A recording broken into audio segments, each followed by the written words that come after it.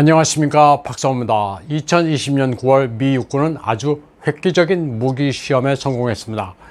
뉴멕시코의 화이트 샌드 시험장에서 자주 곡사포로 마하 5의 초고속 포탄을 발사해 크루즈 미사일을 사상 처음으로 격추했습니다. 날아오는 미사일을 포탄으로 맞췄으니 믿겨지지 않는 기술의 진보입니다. 자주곡사포가 이제는 단순한 육군의 포병 지원 전력이 아닙니다. 미래전에서는 방공 임무도 담당합니다. 미래 자주곡사포는 서태평양에 있는 미 공군 기지에도 배치될 것으로 예상할 수 있습니다.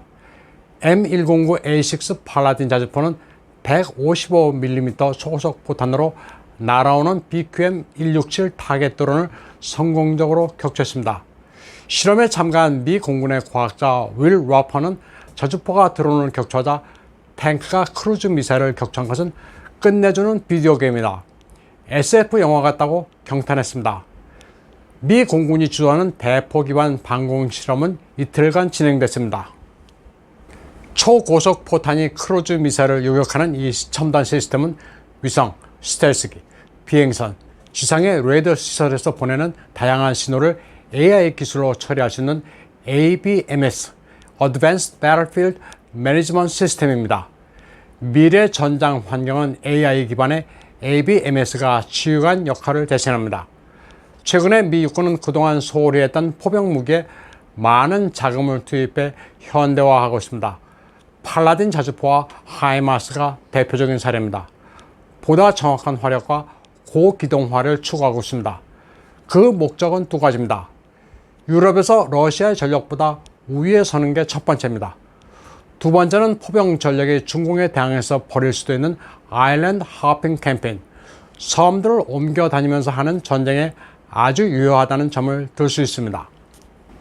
특히 아시아에서 그렇습니다. 미국과 중공이 전쟁을 하게 될 경우 일본과 타이완도 가세하게 될 공생이 큰데 오키나와부터 타이완 해협, 그리고 남진해, 동진해 섬에서 공방전을 벌이게 될 시나리오가 유력합니다. 중공은 태평양의 미군과 동맹국들을 향해 1300기 이상의 미사일을 조준하고 있는데 M109 팔라딘 자주포는 이에 대항하는 저렴하고도 유효한 솔루션이 될 수 있습니다. 개전시 중공군 미사일의 목표는 오키나와 괌입니다.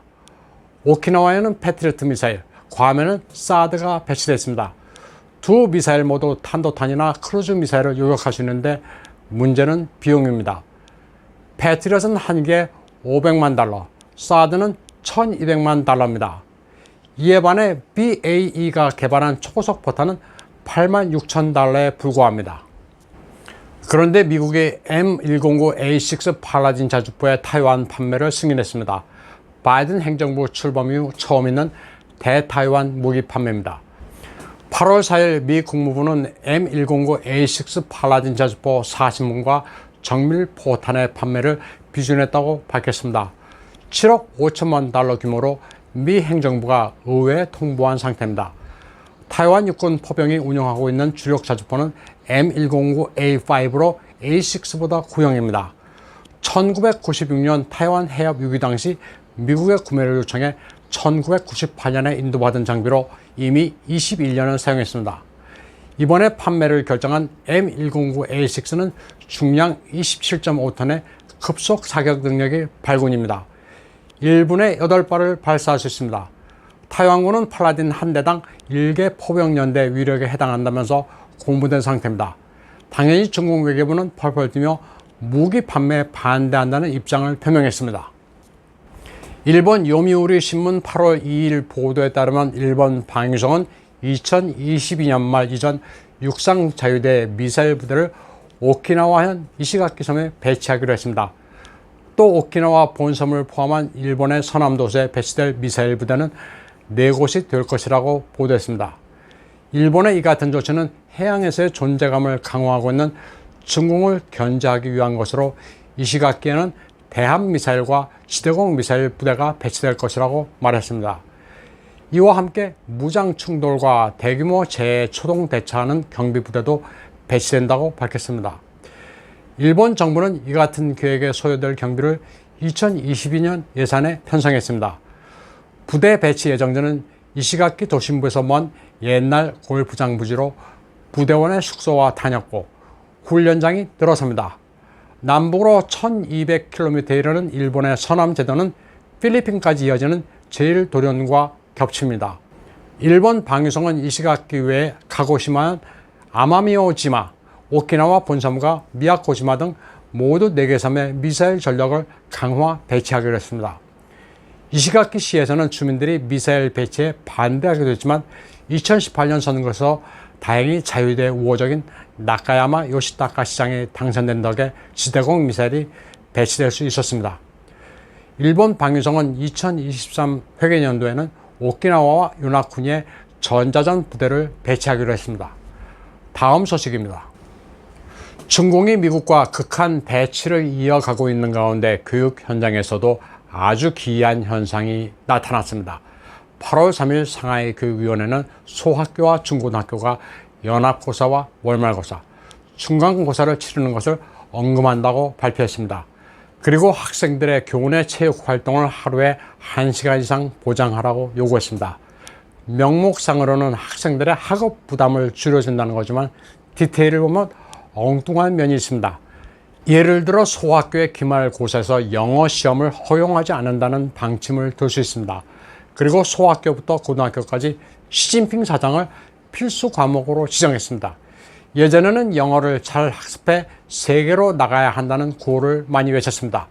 그런데 지금은 여권 발급을 2019년에 2% 수준으로 확 줄였습니다. 외국에 나갈래야 나갈 수가 없으니 틀어박혀 시진핑 사상을 잘 학습하라는 게 교육 당국의 스탠스입니다. 다음 소식입니다.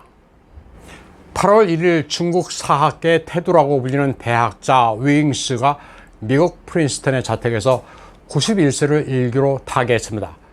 잠을 자던 도중 아주 편안하게 영면했는데 그는 후스 이후 화인세계에서 가장 영향력 있는 지식인으로 불렸습니다. 유명 사학자 첸무를 사사한 대학자입니다. 그는 일생 동안 하버드, 홍콩 중문대, 예일, 프린스턴 등에서 강의했습니다. 윙스는 학문의 업적도 많이 남겼지만 그가 주목받는 이유가 있습니다. 학계에서 공산당에 아부하는 가짜 지식인들이 넘쳐나는 시류 속에서 중국을 제대로 이해하고 반공 입장을 견지했기 때문입니다. 학자들이 돈 때문에 중국에 붙을 때 그는 즉 학자로서 소신을 지켰습니다. 한국에서 사는 선비사자라고 하지만 이는 좀 틀립니다. 원래 상형 문자로 중국 고대에서는 부호를 든 감옥 지키는 병사를 의미했습니다. 무관의 의미입니다. 그래서 병사, 무사라고 할 때 바로 이 사자를 사용합니다. 그러다 나중에 교육받은 관리를 의미하는 글자가 됐습니다. 2019년 RFA의 인터뷰에서 지금은 어찌 처신해야 존엄이 있는 지식인이라고 할 수 있느냐는 질문에 그는 왕양명의 양지를 언급했습니다. 그가 서거한 데 대해 중국 관영 매체는 사망했다고 짧게 언급했지만 타이완을 비롯한 중화권에서는 학계 태산 벽도가 타계했다고 대대적으로 애도하고 있습니다. 타이완의 부총동 라이칭더는 평생 반공 입장을 견지한 대학자의 타계를 깊이 애도했습니다. 중국의 사상과 정치, 문화에 정통한 윙스가 인권과 자유, 민주의 편에 섰고 육사 천안문 사태와 홍콩의 민주화 운동에 명철한 입장을 밝혀왔으며 타이완에도 경각심을 일깨웠다고 감사를 표했습니다. 용감하게 말하고 굽히지 않는 집념은 자유민주주의 인사로서 불후의 전범을 세웠다고 평가했습니다. 윙스의 경구는 호주 학자 클라이브 해밀턴과 같습니다. 공산당에 저항하든가 그게 아니면 공산당에 굴복해 순응하고 살면 된다고 잘라 말하기도 했습니다. 또 타이완 국민들은 자유민주주의와 공산주의 가운데 선택을 하라는 간략하고도 극명한 쓴소리를 하기도 했습니다. 윙스는 1930년 텐진에서 태어났고 조적은 안후입니다. 그는 회고록에서 공산당 신사군이 자기 마을 사람 300명을 학살하는 것을 목도했다고 전했습니다. 14살 때 친척형이 공산당에 살해당한 것을 직접 봐서 그때부터 공산주의라면 치를 떨게 됐다고 말했습니다. 그는 젊은 시절 잠깐 공산주의의 유혹에 흔들린 적도 있었습니다. 종교식으로 미친 듯이 사람을 세뇌하는 유치한 좌파 정신병 때문이라는 것을 깨달았습니다. 위잉스는 첸무가 있는 홍콩의 신화소원으로 가서 공부하라는 아버지의 권유에 따라 홍콩으로 건너갑니다.